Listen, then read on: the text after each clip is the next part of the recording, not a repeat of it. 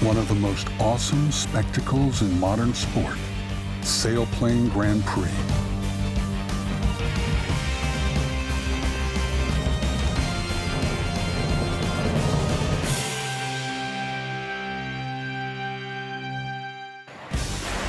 Sailplane Grand Prix races are brutally simple.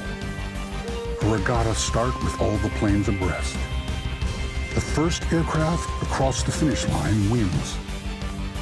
It's fast, it's intense, it's exhilarating. These are the Sailplane Grand Prix pilots. They represent the elite of the sport, and they're here to race. The title of world champion is at stake.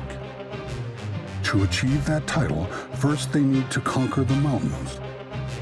Their sleek machines have no engine. Nobody has a power advantage. They have to race from peak to peak, literally gathering energy off the face of the mountains.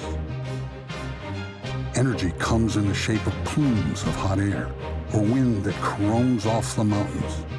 Both derived from the heat of the sun, of course. The sun is their engine. Even if you take an experienced glider pilot, for their first flight into the mountainous area, they are completely amazed by the way in which the energy is available to us to use, and the way in which we can move around the mountains riding that energy that's purely powered by the sun. There are so many misconceptions about gliding. Gliders, also called sailplanes, are not light. They are not slow. They are not simple. They are slim but heavy machines. Their wings are filled with water ballast to give them mass so they can more effectively slice through the sky. They typically average 140 kilometers per hour. Flat out, they often hit 300. The pilots will fly into some of the world's highest mountain ranges and race wingtip to wingtip over a course that will stretch everyone to the limit. When they cross the virtual start line, the race is on. Along the way, the gliders top up their energy using thermals. In their world, these are pit stops for refueling with the same tactical ramifications. Green chooses to climb higher, taking on more energy. He loses seconds, but has the advantage to take a more direct route. Red briefly took the lead, but has to take the long way, hugging the mountain to gain energy in the updrafts. After a few hours racing, it's a mad dash for the line. Red gambles on leaving the thermal early, risking landing short. But Green, with more height and potential energy, can dive at maximum speed, retaking the lead a few seconds before the finish.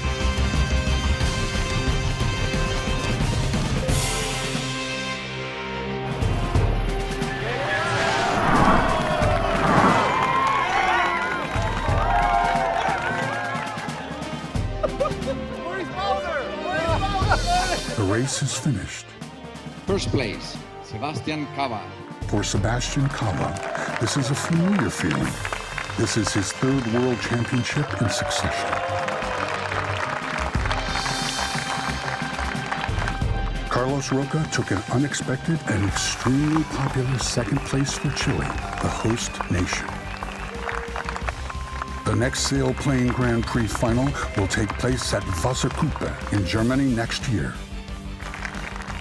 Then the local hopes will be carried by Super Mario Kiesling, who took the third step on the podium here.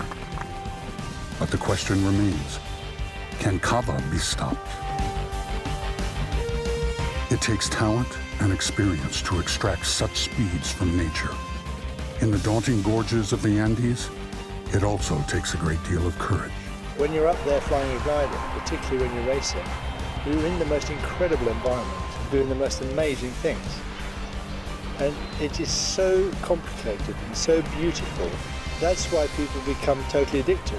While most sports take place in purpose-built arenas, gliding takes place in natural landscapes, often in remote locations, sometimes in pure wilderness, always against stunning backdrops.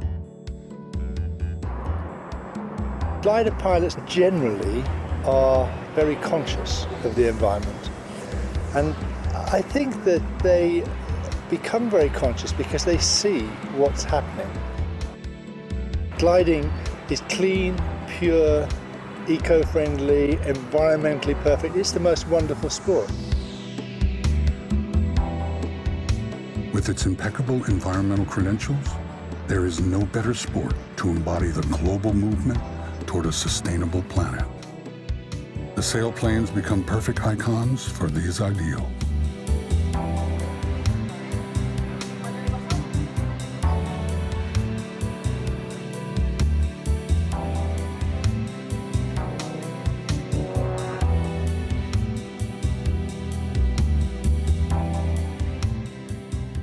In the TV coverage, real-time 3D graphics help to tell the race story. Altitude in feet above sea level, ROC, rate of climb, how many feet per second the sailplane is either climbing or descending. The box shows how close the leaders are from each other. Speed and distances are also crucial, of course. The pilot in the lead does not necessarily hold the advantage. Pilots constantly trade height for speed.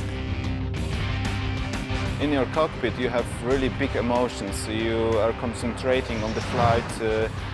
The other gliders, it's all things you're concentrating on. One of the most challenging and spectacular sights is ridge running. When the pilots seek out the wind currents along the face of the mountain slope. When wind hits the mountains, it has nowhere to go but up. The pilots can ride this updraft. The closer you fly to the mountains, the stronger the updraft. This is where their skills really come into focus. But how can you follow Sailplane Grand Prix? Now the technology exists to develop sailplanes into advanced TV platforms. They'll feature robotic pointable TV cameras, 3D tracking, and high-definition TV feed.